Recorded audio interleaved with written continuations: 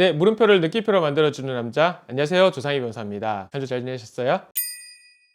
오늘은 제가 특별한 게스트 한 분을 모셔서 오늘 여러분께 법률 상식을 좀 전해드리고자 합니다. 네, 게스트분.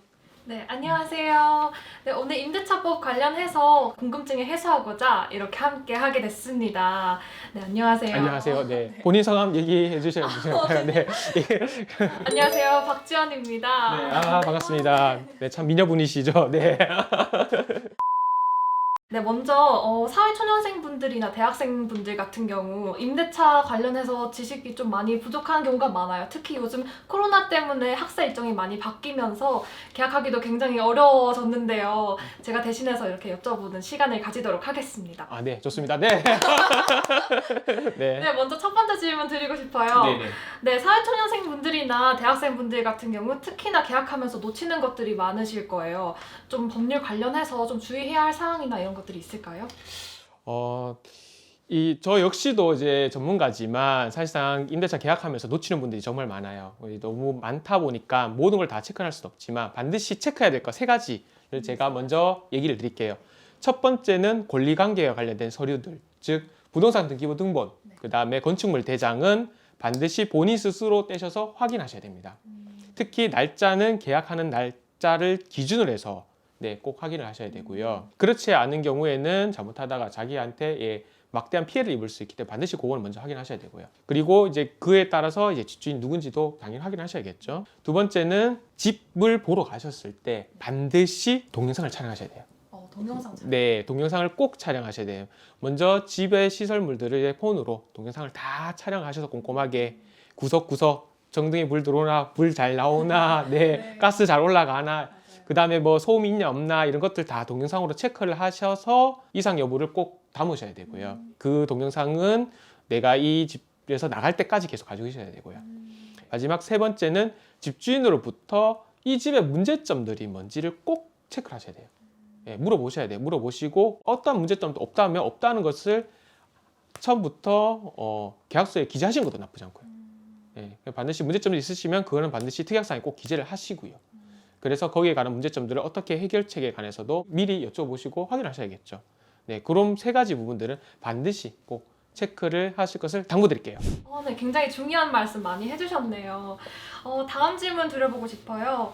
원룸에 들어오게 되면 이제 전입신고를 하라고들 말씀을 하시잖아요. 이런 것들이 꼭 필요한 것들인지 아니면 굳이 안 해도 되는 것인지, 왜냐면 좀 번거롭잖아요. 좀 여쭤보고 싶네요. 일단 결론부터 말씀드리자면은 안 하셔도 돼요. 아, 그래요? 네, 안 하셔도 돼요. 안 하셔도 돼요. 다만 안 하시면은 자기한테 불이익이 많이 온다는 걸 꼭 명심하셔야 돼요. 그렇군요. 네, 그 점을 명심하시면은 당연히 해야겠죠. 이 전입신고가 제일 중요한 게 대항력이라는 이제 단어인데, 대항력이라는 것은 제가 집주인이라면은 이제 MC님이 만약에 임차인이라면은 저희 원래는 원칙적으로는 이 임대차 계약은 저희 둘만의 계약이에요. 그래서 앞에 계시는 뭐 촬영자분이나 PD님하고는 관련이 없는 계약이에요. 그래서 저희 둘 간의 계약이기 때문에 이분들한테 우리의 계약을 주장할 수가 없는 게 원칙이에요. 근데 이 우리의 계약을 저기 주장할 수 있게끔 해주는 것이 바로 전입신고예요. 그래서 전입신고를 하셔야지만 나중에 경매 절차라든지 또는 이제 보증금을 반환받으시거나 이런 부분들에 있어서 유용하게 작용을 하실 수 있기 때문에 원칙적으로는 안 하셔도 된다. 다만 본인이 권리를 지키거나 보호받으시려면 꼭 하셔라가 정답입니다. 네, 전입신고는 꼭 하셔야 되겠어요. 네, 감사합니다. 다음 질문 드려볼게요. 원룸을 계약하고 보증금을 지급을 했는데 갑자기 학사 일정이 변경되어서 원룸에 살 이유가 없어졌어요. 이런 경우는 뭐 보증금을 돌려받을 수 있나요? 아니면 월세를 이렇게 다 내야 하나요? 사실 이게 저는 제일 궁금했거든요. 네. 이 경우 일단 다 주셔야 됩니다. 네, 다 주셔야 됩니다. 그러니까 쉽게 얘기해서 임대차 계약 기간 보통 이제 2년이나 1년 설정하시죠. 그 기간 동안에는 월세는 안 사셔도 주셔야 돼요. 그렇기 때문에 보증금은 돌려는 받으실 수 있는데 월세를 다 주셔야지만 돌려받을 수 있어요. 아니면 안 주시면 당연히 보증회사 까겠죠. 월세를. 그렇기 때문에 이런 상황에서 가장 현실적인 방법은 건물주분이 이제 조물주 위에 계시잖아요. 네, 저희 빌어야죠. 네, 저희는 가서 빌어야죠. 네, 바리크라를 잡고 빌든지 뭐 물건을 싸들고 가서 빌든지 네, 빌어야 됩니다. 예, 비셔서 새로운 임차인을 구하시거나 양수를 받으실 분이나 네, 아니면은 복비를 주셔서 뭐 새로운 분을 구하시거나 아니면은 뭐 보증금을 조금 감액 할가 받으시거나 이렇게 해서 네, 임대차 계약을 정상적으로 이제 합의 해제를 하는데 합의 해제를 하시는 게 맞아요. 합의 해제했을 때는 반드시 약정서 꼭 합의 해제서 꼭 쓰시고 네, 그렇게 해서 정리를 하시는 게 맞지 뻑이거나 우기거나 하시면은 네, 다 날라갑니다. 월세 다 주시고 보증금 다 날라가고 네, 문제 생길 수 있으니까 반드시 예, 집주인한테 예, 잘 얘기하셔서 예, 원만하게 하시는 게 좋은 것 네. 같습니다. 네, 관련해서 제가 이런 사례를 한번 봤었거든요. 한번 네, 들어봐 주세요. 지방 원룸에서 살다가 그 원룸은 1년 계약인데 2018년 2월 28일부터 1년 동안 보증금 100만 원에 월세 30만 원 아직 해지를 못했고 빈방으로 놔두고 이직 때문에 경기도로 이사를 와서 2019년 10월 4일부터 2년 계약 그래서 보증금 300만 원에 월세 44만 원에서 살고 있습니다. 네, 사정으로 인해서 다시 전 직장으로 갈 것 같아서 빈방으로 나눴던 원룸으로 다시 이사를 할 계획인데 지금 사는 원룸을 해지를 시킬 생각은 하고 있습니다만 계약 해지 시 어떻게 해야 되는지 절차를 묻고 싶습니다. 해주셨네요. 네, 처음에 2년 계약이라고 해서 1년만 있다가 나가도 되냐 부동산에 여쭤봤는데 잘 나가는 방이라서 한 달 전에만 내놓아도 잘 나갈 거다 하셨거든요. 원룸 계약을 해지시키려면 어떻게 해야 할까요? 물어보셨어요. 네, 일단 법리적으로 봤을 때는 이제 여러 가지 부분들이 있어요. 뭐 해제나 해지 같은 경우에는 우리 민법상으로는 크게 두 가지인데 약정 해제가 있고요, 법정 해제가 있어요. 법정 해지 해제가 있는데 이 경우에는 빌어야 됩니다. 네, 빌어야 됩니다. 네, 어쩔 수 없습니다. 비셔야 됩니다. 무조건 비셔야 됩니다. 네, 아니면 월세 다 주셔야 돼요. 네, 비셔야 됩니다. 월세 다 주셔야지 보증금 받을 수 있기 때문에 보증금을 포기하시다 하시더라도 월세에 관해서 손해배상이 청구가 되게 되면은 네, 배타 내셔야 돼요. 비셔야 돼요. 그래서 지금은 어쩔 수 없습니다. 슈퍼 의리의 입장이세요. 네, 의리 아니라 진짜 슈퍼 의리세요. 어쩔 수 없이. 그렇기 때문에 일단은 비시고 어쩔 수 없이 공인중개사분께 계속해서 컨택을 하셔서 새로운 임차인을 빨리 구하셔서 임대인하고 계약을 체결할 수 있게끔 만드셔서 예, 보증금을 반환받으시고 원만하게 계약 해지를 하시는 이런 관계를 만드셔야 돼요. 즉 이 사례의 답은 공인중개사를 압박해라. 압박하셔야 됩니다. 네, 쪼으셔야 됩니다. 네, 가셔가지고 네, 난동을 피우신 것까지는 아니지만 네, 가셔서 계속 매일 찾아가셔서 언제 구해줄 거냐고 계속 얘기하시거나 네, 좀 진상짓 하셔야 돼요. 네, 네, 정글 같은 곳이라서 어쩔 수 없어요. 네, 하거나 아니면은 임대인하고 잘 얘기를 해서 원만히 합의를 하셔야 돼요. 어쩔 수가 없는 상황에 계약을 하셨기 때문에 네. 그 기간까지는 지키셔야 됩니다. 네, 그렇습니다. 감사합니다. 네. 네, 관련해서 이런 사례도 있더라고요. 이런 사례는 어떻게 해결할 수 있는지 변호사님께서 한번 들어봐 주시겠어요? 네. 네, 읽어드리겠습니다. 네, 안녕하세요. 올해 3월부터 개강이라서 원룸을 알아보려고 합니다. 기숙사 신청을 못했어요.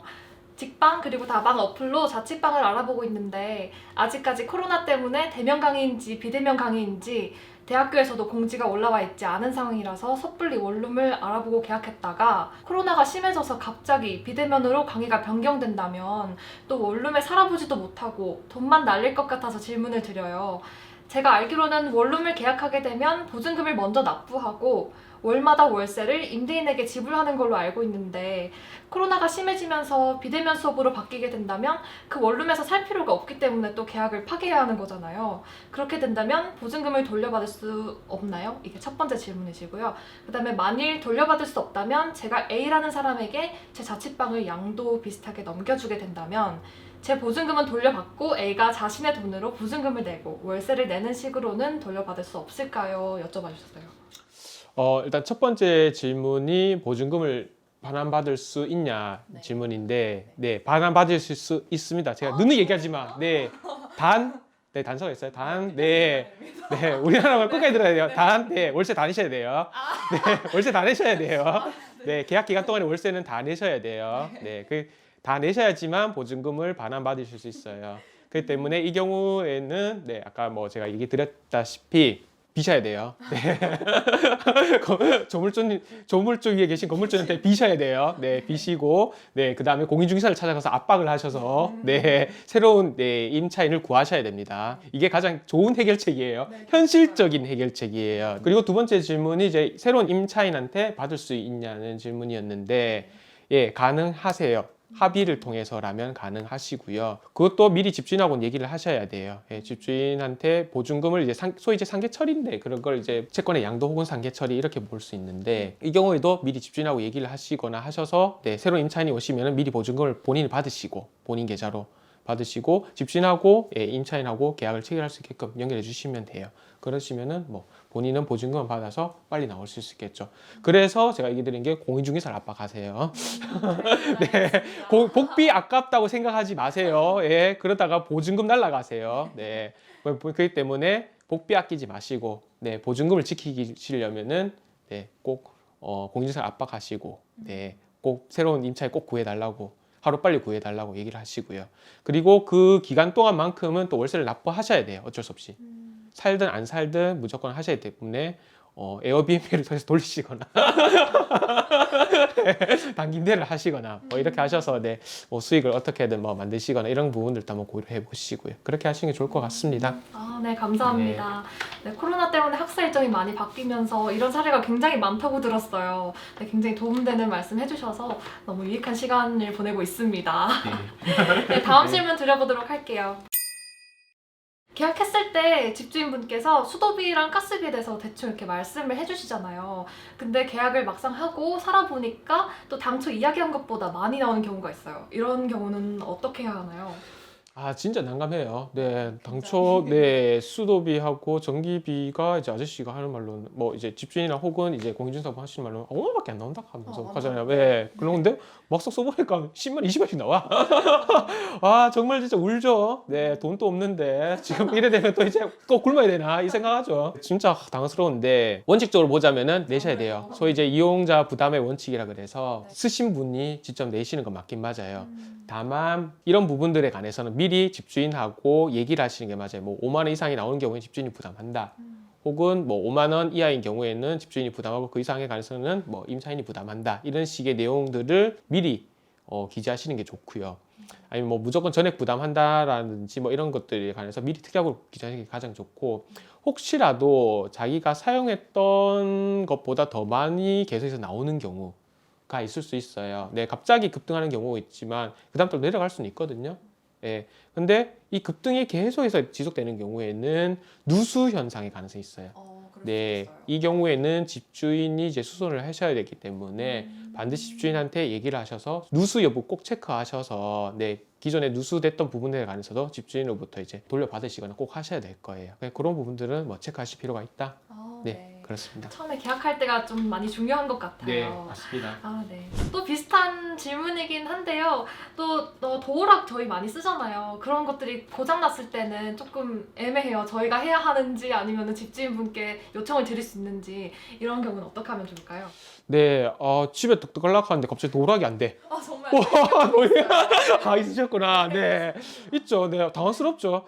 이거 어떡하지? 오늘 집에 못 들어가나? 이 생각. 예, 특히 술 취해가 들어갔는데 안 들어가면 와 정말 예, 문을 부숴야 되나? 예, 이런 생각 하실 거예요. 네, 그리고 또 문에 들어갔는데 불 켜니까 또 불이 안 켜져. 뭐야 이거? 예. 이 경우 지인한테 전화해가지고 이제 따지시거나 하시는 분들이 있으실 거예요. 네, 일단 법적으로 얘기 드릴게요. 첫 번째, 임대인에게는 수선 의무라고 있어요. 그러니까 사유 목적물에 관해서 정상적으로 이제 쓸 수 있게끔 해주는 의무가 임대인에게 있어요. 즉 집주인한테 있기 때문에 집주인한테 원칙으로 고쳐주시는 게 맞아요. 그게 법적으로는 그래 돼 있어요. 다만 대법원은 그래 보지 않고 있는 게 좀 문제예요. 대법원은 정확한 표현으로 소규모 수선이라고 그래요. 소규모 수선이 뭐냐면은 정상적인 생활을 할 수 있는 범위 바깥의 범위가 아닌 그 밖에 일상적인 범위에서 수선할 수 있는 것, 수리할 수 있는 것들은 임차인의 책임으로 보고 있어요. 그러면은 예를 들어서 도락 같은 경우에도 원칙적으로는 임차인의 책임일 가능성이 커요. 수리를 하셔야 되는 것들은 뭐 정등도 역시도 임차인의 비용으로 부담을 하셔야 될 경우도 크고요. 그렇기 때문에 이런 경우들은 당연히 임차인의 비용으로 들어가실 가능성이 크기 때문에 이 부분에서 원칙적으로는 집주인에서 얘기하기는 어렵고, 다만 보일라든지 아까 얘기 드렸던 뭐 이제 누수 현상 이런 것들은 건물 자체의 내재적인 하자로 볼 가능성이 커요. 즉 이제 뭐 보일러가 고장 난 경우에는 사실상 못 살죠, 사람이.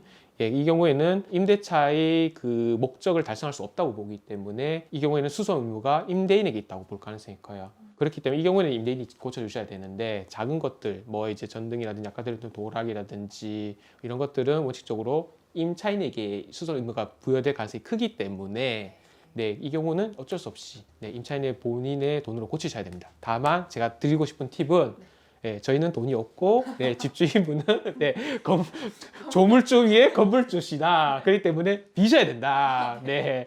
아니면 처음부터 이런 부분들에 관해서는 계약서에 기재하시는 것도 제일 좋아요. 하나의 또 방법이 될 수 있어요. 뭐 이런 비용들에 관해서는 처음부터 이제 반반씩 부담한다.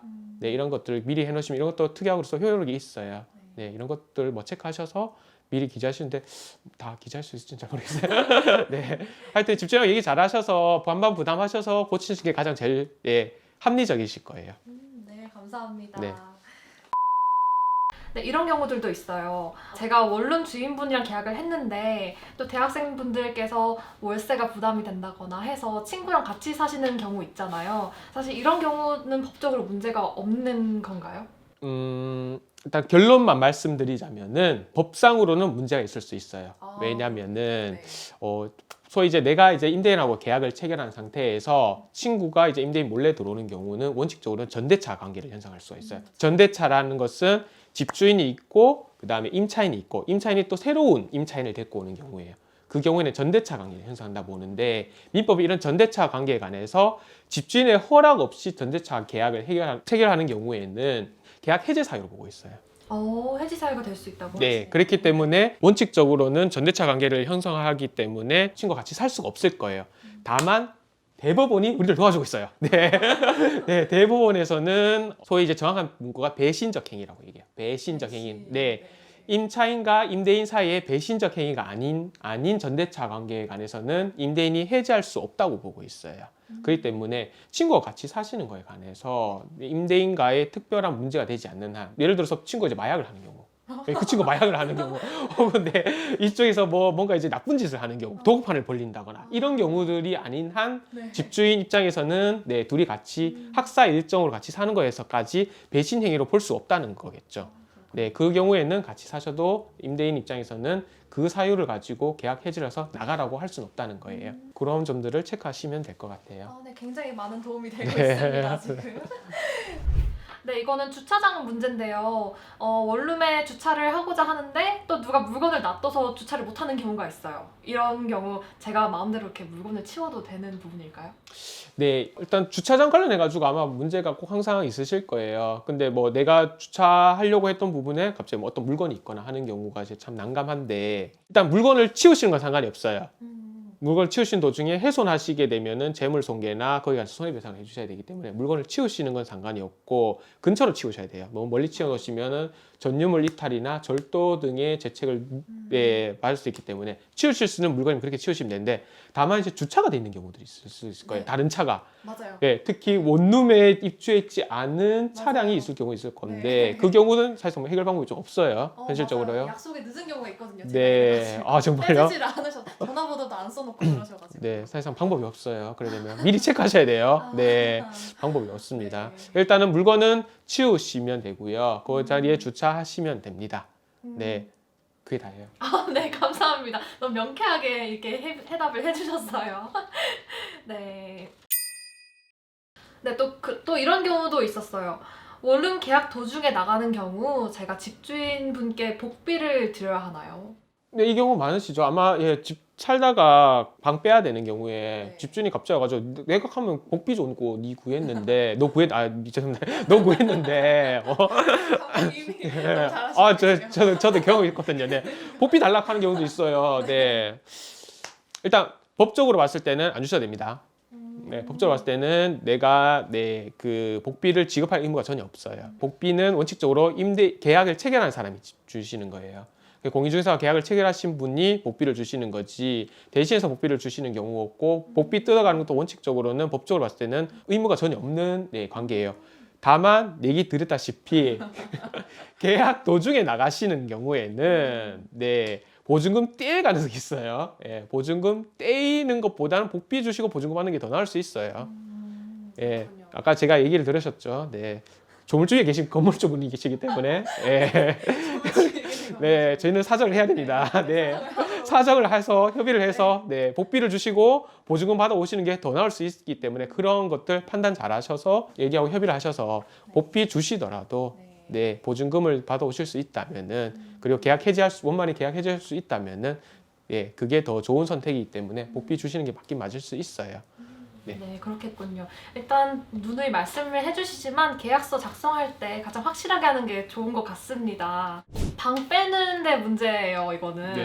방 빼면서 집주인분께서 이제 도배를 새로 해야 한다 이러면서 그 비용만큼 차감을 해서 보증금을 돌려주겠다 이런 말씀 많이들 들어보셨을 거예요. 이런 경우는 저희가 어떻게 하면 될까요? 소위 이제 이런 부분들을 이제 법적으로 봤을 때는 원상회복 의무라고 그래요. 근데 자기는 원상회복 관련해서 난 그런 거 들어본 적도 없다고 얘기하시겠지만 임대차 계약서에 보면은 문구로 기재돼 있어 원상회복 의무가 있다라는 식으로 원상회복 해야 된다 뭐 이렇게 기재돼 있거든요. 그래서 임차인은 원칙적으로 방을 빼시면서 전체적으로 이제 원래대로 원상회복을 해줄 의무가 있으세요. 그래서 제가 아까 처음에 계약을 체결하실 때 주의할 3가지 중에 한 가지로 말씀드렸던 게 동영상이에요. 미리 동영상을 촬영해 놓으시면 그걸 가지고 원상회복 관련해서 얘기를 할 수 있는 거죠. 다만 원상회복과 관련해 가지고는 사실상은 소송으로 가셨을 때 이제 감정이나 이런 부분들이 있어서 좀 부담되는 경우들이 많아요. 특히 이제 떼고 주시는 경우죠. 소위 이제 보증을 떼고 주시는 경우에는 진짜 배보다 배꼽이 더 크게 소송을 하시는 수밖에 없어요. 100만 원짜리 보증금에 아저씨께서 30만 원만 떼고 70만 원 돌려줬다. 그럼 이 30만 원 받기 위해서 내가 소송을 해야 되는데 소송 비용은 진짜 100만 원씩 더 나올 수 있어요. 진짜 배보다 배꼽이 더 큰 경우들이거든요. 그렇기 때문에 이 경우에는 그렇게 하시는 것보다 아저씨하고 원만히 합의를 하시는 게 제일 좋고요. 이럴 때 합의를 하시는 과정에서는 소위 기싸움.